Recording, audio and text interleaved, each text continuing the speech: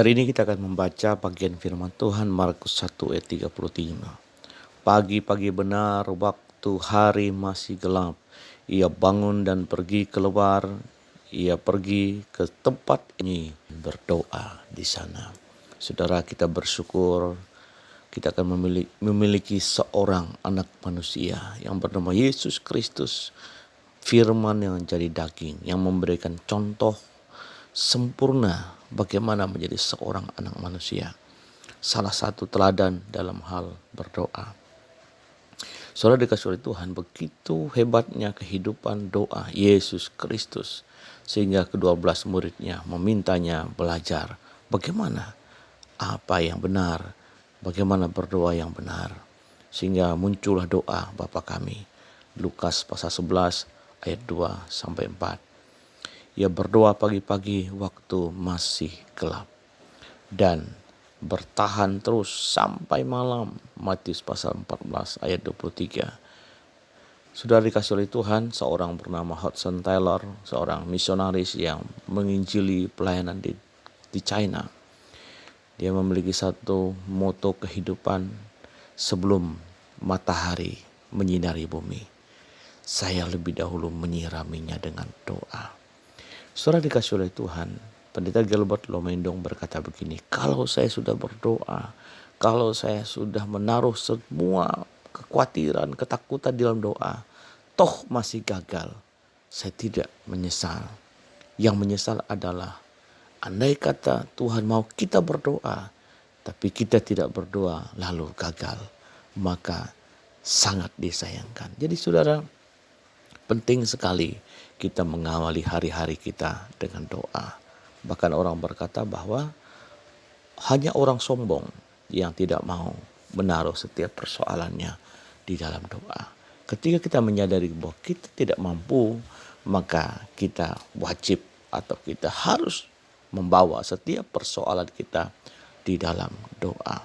Ketika kita berdoa, kita sedang melibatkan Tuhan di dalamnya. Ada satu statement yang paling menarik dan masih saya ingat.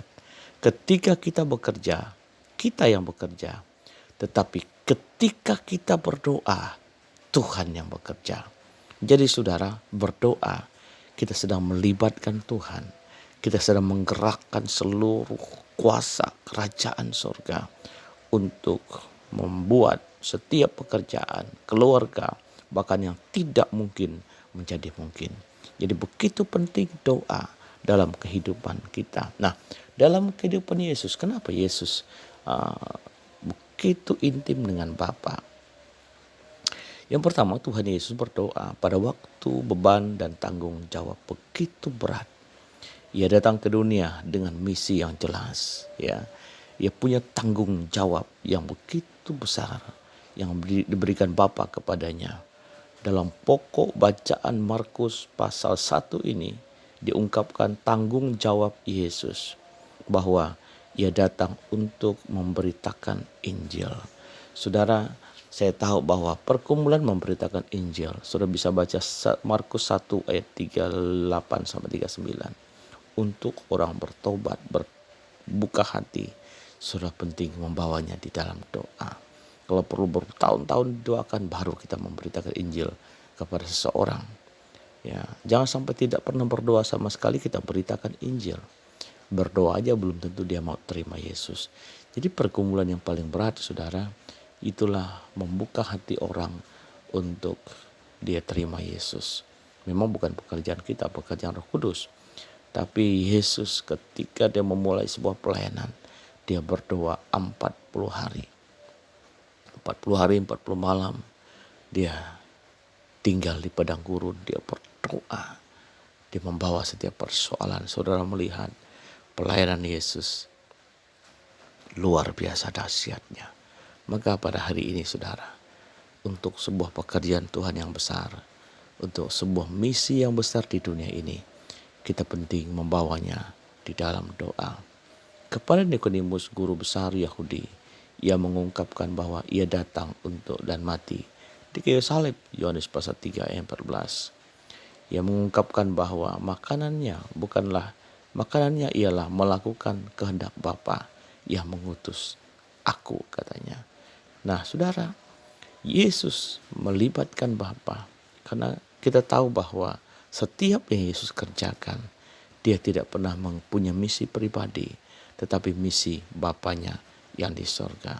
Maka saudara, karena itu pekerjaan Bapa, dia melibatkan Bapa di dalamnya. Pagi ini saudara, saya di Facebook menulis status, kalau kita tahu kita sedang mengerjakan pekerjaan Bapa, maka jangan khawatir. Ketika kita lelah, Tuhan akan kuatkan kita. Ketika kita tidak mampu, Tuhan membuat kita berdiri tegak. Ketika kita merasa kesepian sendirian, Tuhan akan menghibur kita. Kenapa? Kita bukan mengerjakan proyek manusia, kita mengerjakan proyek Tuhan. Nah, terus apakah proyek Tuhan itu hanya mimbar, pelayanan gereja? Bukan. Saudara, mendidik anak itu juga proyek Bapa. Ya, saudara, kita bekerja di rumah sakit itu pun proyek Bapa.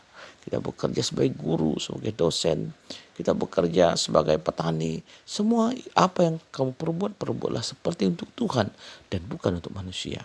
Di mana menjadi mimbar kita? Mimbar kita adalah tempat pekerjaan kita, di mana kita berinteraksi dengan orang, di mana kita berdiskusi. Kesempatan untuk apa? Bersaksi tentang kemurahan Tuhan. Apa yang Tuhan buat dalam kehidupan kita. Nah, Tuhan Yesus berdoa pada waktu ia berada dalam posisi yang sukar. Markus pasal 6 ayat 45 sampai 46. Di saat ia salah dimengerti orang, di saat ia tidak harus membalas kejahatan dengan kebaikan dan lain sebagainya. Maka Tuhan Yesus dia membawa. Dan yang terakhir saudara, Yesus puncak doanya di Taman Getsemani. Dan dia berdoa ketika dia harus menghadapi sebuah pilihan. Bayangkan kalau waktu itu Yesus bilang gini, ya sudah, kayaknya saya tidak bisa mengambil bagian ini. Karena ini bagian yang paling merusak, merobek, menghancurkan hati, mempermalukan. Kan dipermalukan, diarak-arak, seolah-olah dia bersalah, pikul kayu salib. Itu kan sangat-sangat memalukan. Maka dia berkata, kalau boleh cawan ini lalu daripadaku, tapi jadilah kehendakmu. Saudara, yang terakhir ini saudara, ketika kita berdoa untuk menemukan kehendak Bapa. Ada terkadang hidup ini terlalu berat, terkadang terlalu sulit, terlalu memalukan sepertinya, terlalu membuat kita terhina sepertinya. Sama seperti Yesus menghadapi kayu salib. Tapi ketika kita menaruh kehendak Tuhan di atas segala-galanya, maka kita akan melihat semuanya Tuhan akan berkati kehidupan kita. Jadi seorang hamba Tuhan berkata, sukses adalah yang pertama, saudara mengerjakan apa yang menjadi kehendak Tuhan. Saudara tahu apa yang Tuhan mau. Yang kedua, melakukannya dengan hati yang untuk kemuliaan bagi Bapa. Bukan kemuliaan pribadi, bukan untuk kesombongan, bukan untuk gagah-gagahan, tapi untuk kemuliaan Tuhan. Dan yang ketiga, setelah Tuhan dimuliakan, itu kehendak Bapa. Dan kerjakan mengandalkan Tuhan. Jadi itu kehendak Tuhan untuk kemuliaan bagi nama Tuhan dan andalkan Tuhan. Dan yang terakhir saudara, bahwa saudara tahu bahwa itu yang terbaik bagi Tuhan. Nah, banyak orang mengerjakan pekerjaan Tuhan asal-asalan, mengerjakan pekerjaan Tuhan itu seperti apa yang dia mau. Tapi mari kita mengandalkan Tuhan dan melihat Tuhan bekerja. Maka Tuhan Yesus cari kehendak Bapa. Maka pagi ini saudara, mari kita terus berdoa. Mari kita terus mencari wajah Tuhan. Selamat pagi, Tuhan berkati kita semua. Mari kita berdoa. Terima kasih Tuhan, Kau Allah kami yang luar biasa. Kau akan menuntun kami sepanjang hari ini. Seperti Yesus ketika orang masih tidur di tempat yang sunyi, dia berdoa. Tuhan Yesus, di pagi hari ini kami mengangkat hati kami.